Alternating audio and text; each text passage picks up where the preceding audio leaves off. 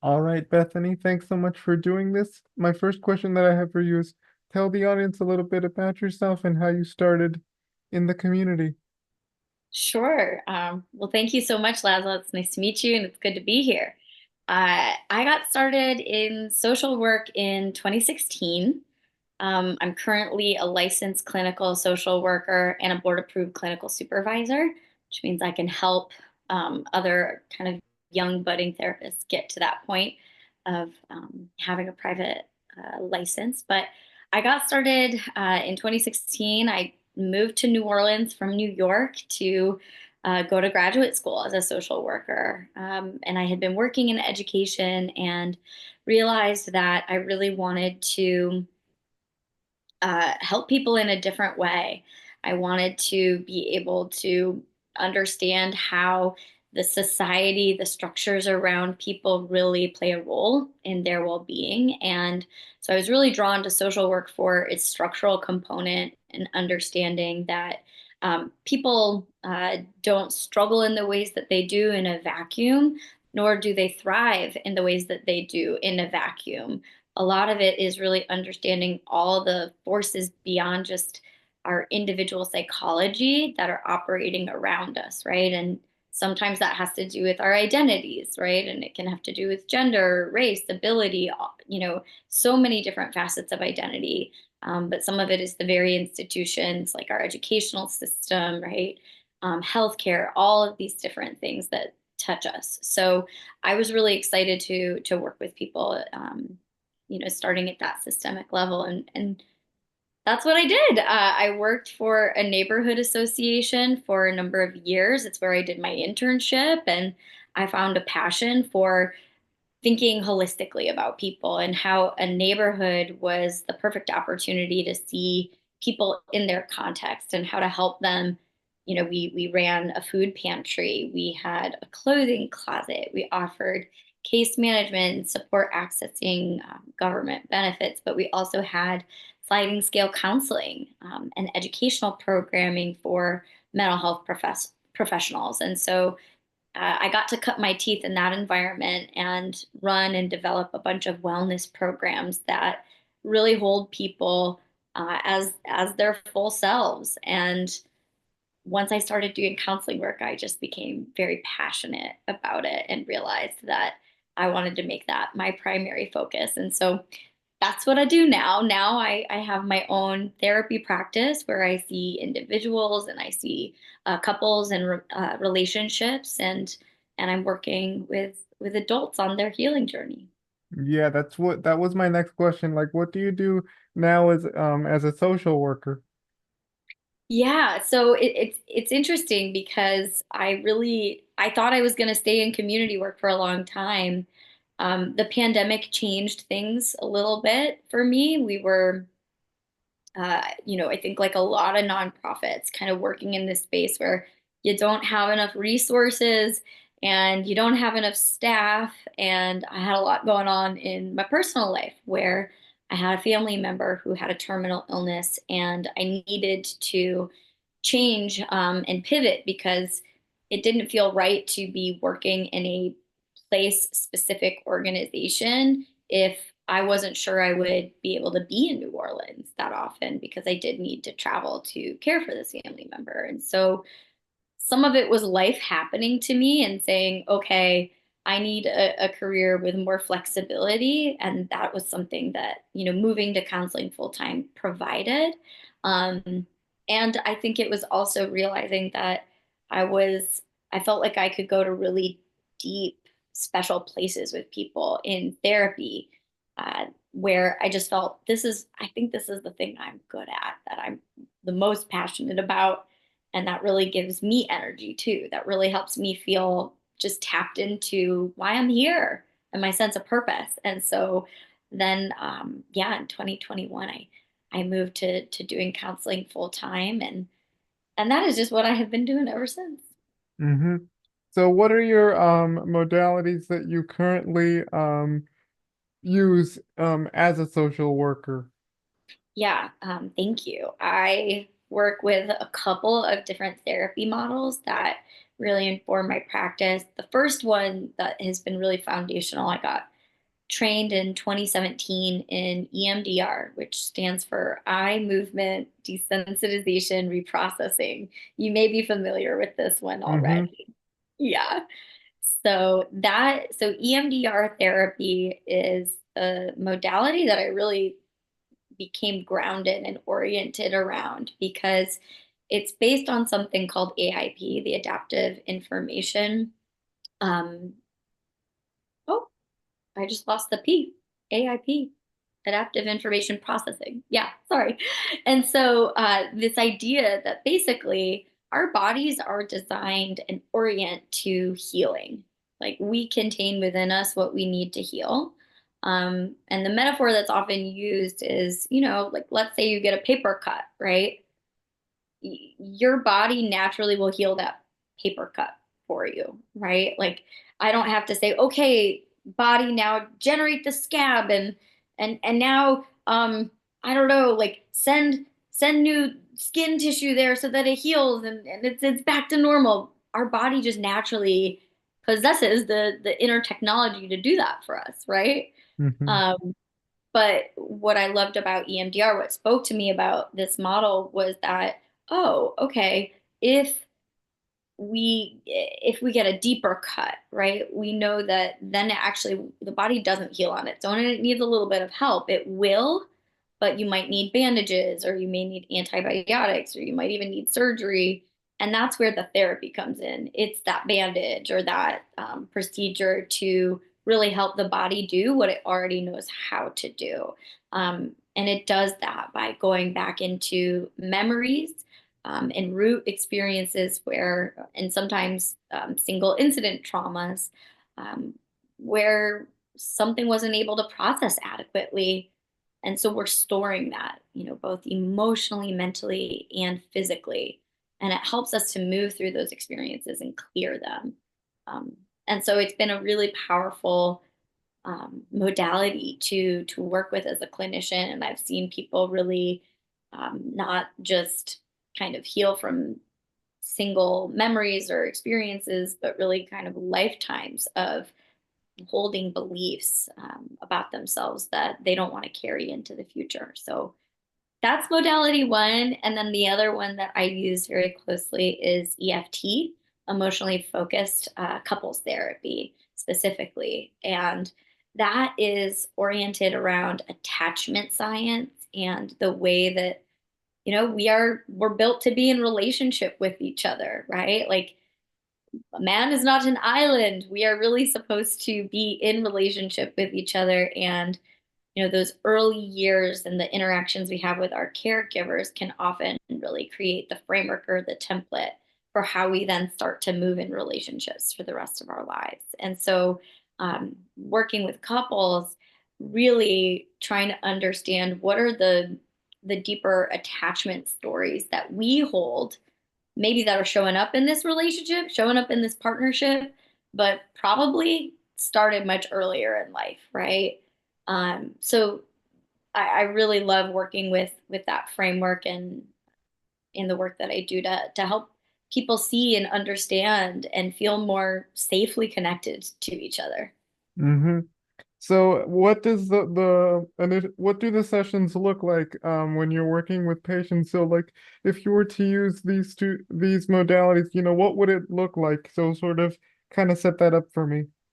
Yeah, this is great that you're asking this because my hope is that if there are people out there listening who are thinking about using these therapies, this will help them, get a sense for what they would be able to expect. So I'll start with EMDR. EMDR is actually it's a modality that uses 8 phases of treatment across the past, the present, and the future. And so in phase 1 and 2, there's a lot of history taking. So whatever somebody's coming in with and they're saying, well, I've got this phobia, for example, or this thing I'm struggling with. Okay, we would want to understand the history of that, this person's kind of complete whole biopsychosocial history, as well as then doing some resourcing, so some guided visualizations, helping someone develop some coping strategies for when any kind of emotional disturbance or stress could come up, to help them know, okay, here's how you self-soothe and how you help your body regulate around that. And that becomes really important as you prepare for the memory reprocessing that you would do. And so in phase 3, we do assessment, and we really have identified maybe a series of memories that center around a belief that someone might be struggling with. So, for example, let's say we were working with a phobia and someone has this belief, I can't handle it, right? Like, I'm afraid of mice. And so if I see a mouse, I'm terrified I'll die, or I can't handle it. It's not rational, but it feels very true. So we're working to try to help that person um, really help their body know we're not in danger. This is okay. And so what we do is we ask a series of questions about what that person's experiencing, maybe this terrible experience they had with a mouse where they learned this, where this got stuck. And then after we've asked this number of questions to activate the memory network, we are using either the eye movement. So someone would follow my fingers across the midline to activate both sides of the brain. We might use tapping on the knees, or we might use the butterfly hug, is what we call this. We might use headphones, auditory, but what we're going to use is some form of bilateral stimulation to start to desensitize any of the negative disturbance, both physical or emotional, that comes up around this memory or this phobia, for example.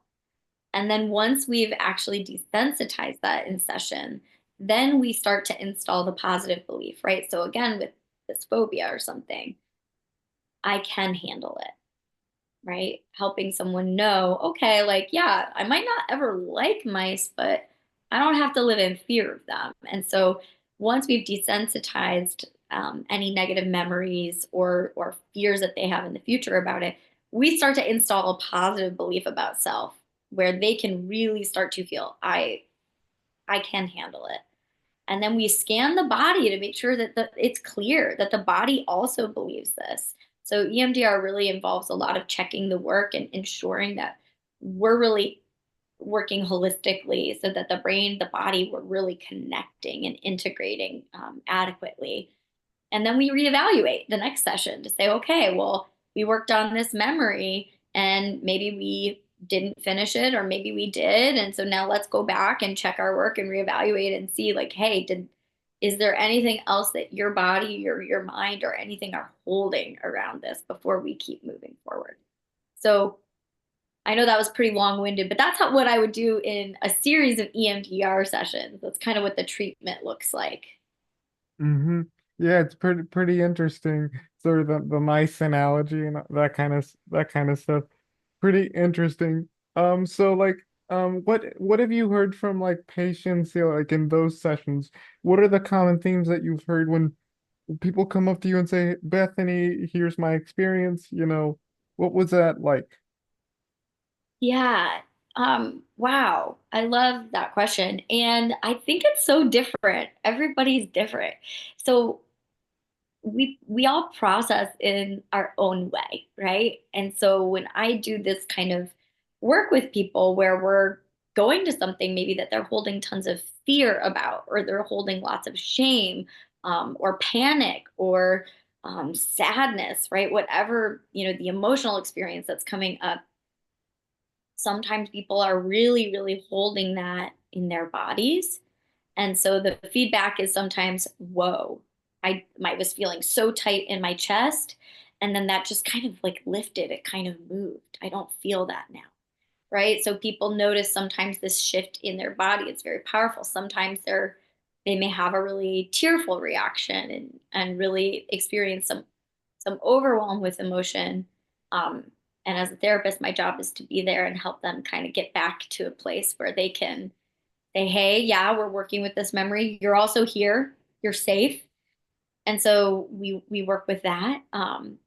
But oftentimes, what's what's really powerful, what's really special is when people are able to say, yeah, this thing that used to trigger me, this thing that I used to feel really guarded or hyper vigilant around or upset about, I'm fine. It's okay. Like I had a client who described once feeling like she would start to dissociate if she went into Walmart and she saw these fluorescent lights, right? Something like this. That was a real trigger for dissociation. And we started working with that trigger and working with that using EMDR. And then she was able to go to the grocery store and not feel overwhelmed. She was like, oh, it's not really coming up anymore. I'm not really feeling bothered by that anymore because it had cleared. So it's different for everyone. Sometimes they might notice, wow, I'm not having the same thought pattern, or oh, normally if someone didn't call me back, I would have been angry or I would have been sad or frustrated. I'm not really feeling that right now. Or my body, I'm sleeping better, or I'm having less chronic pain. Like there's such, I think, in Western medicine, we have this breakdown, this disconnect between the mind and the body. And it's like, well, CBD, control your thought, change your thought, and everything will change.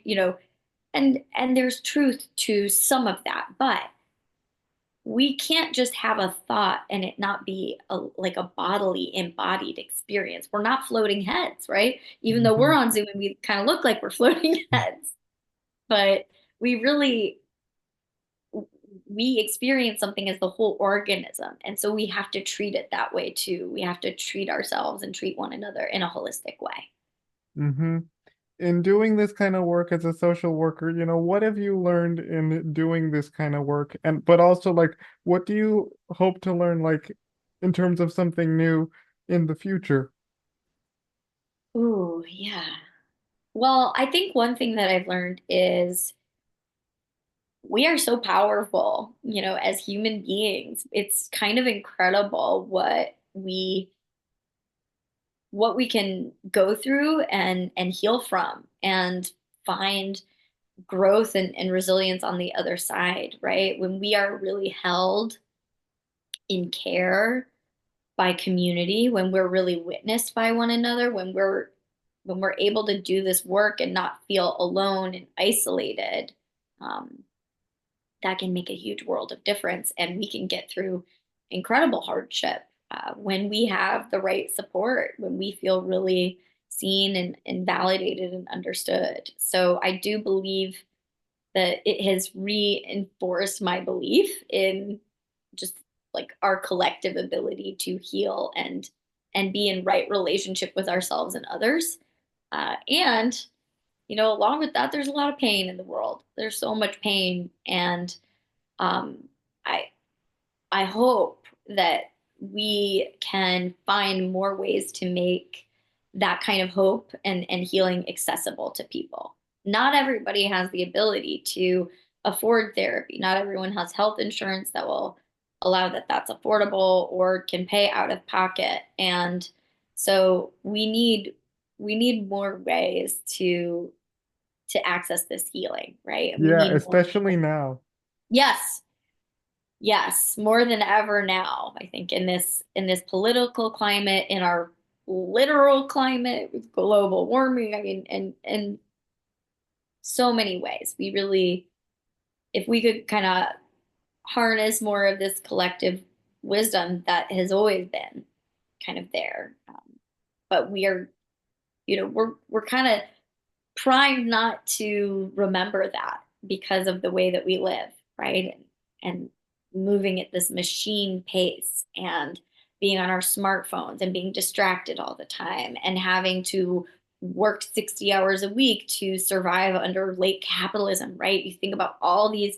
And again, this is why I think my training as a social worker was important for me to come into this healing work is structurally this may not feel possible for many people. Structurally, many people will say like this is not available, I can't do that. And I think we have to figure out how to dismantle that, and we have to figure out how to get more connected to ourselves and to each other again. Mm-hmm. Yeah.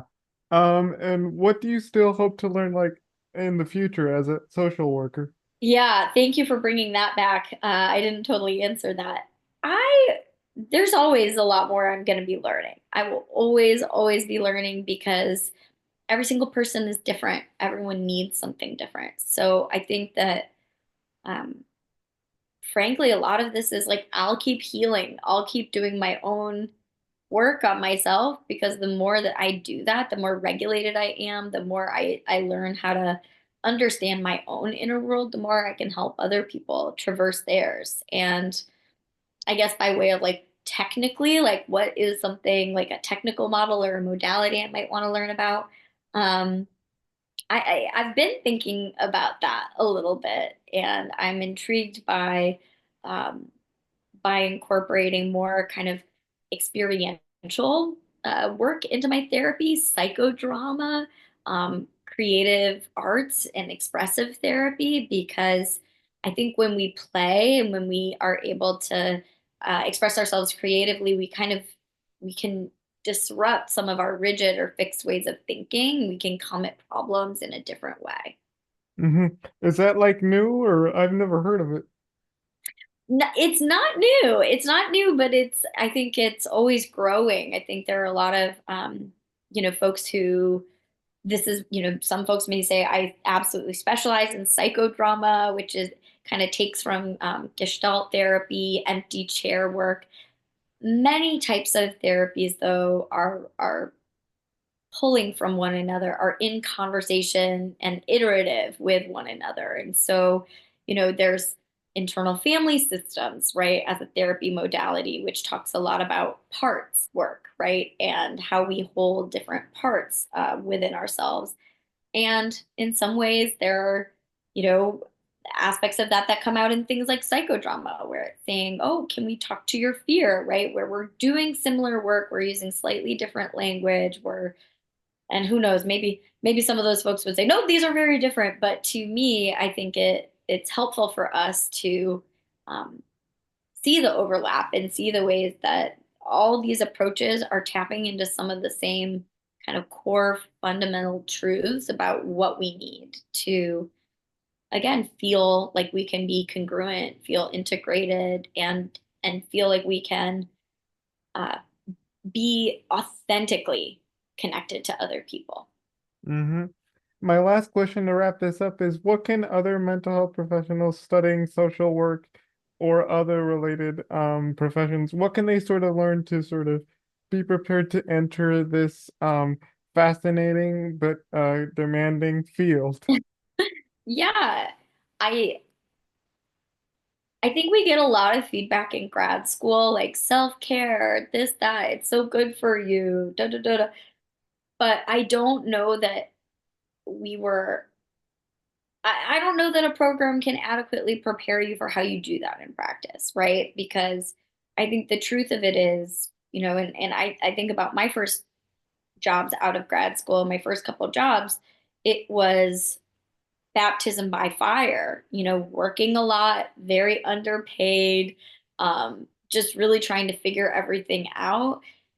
And so it felt really hard to know what self-care would look like. But I really do think understanding how to nurture yourself, how to do the basics for yourself, and that comes down to eating well and drinking water and trying to sleep and stretch and move your body and have social supports. I really think we neglect to remember that self-care is collective care, right? People think, oh, that's really selfish, don't do, no, like if you're the tool, if you're choosing social work and you want to figure out how can I really um, be part of a movement, right? That rights injustices, that dismantles oppression, that has the energy to keep fighting and doing hard things, um, then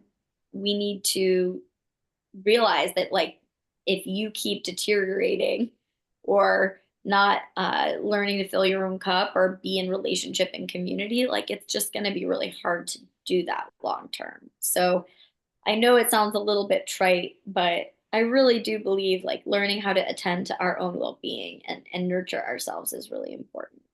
Mm-hmm. Yep. All righty.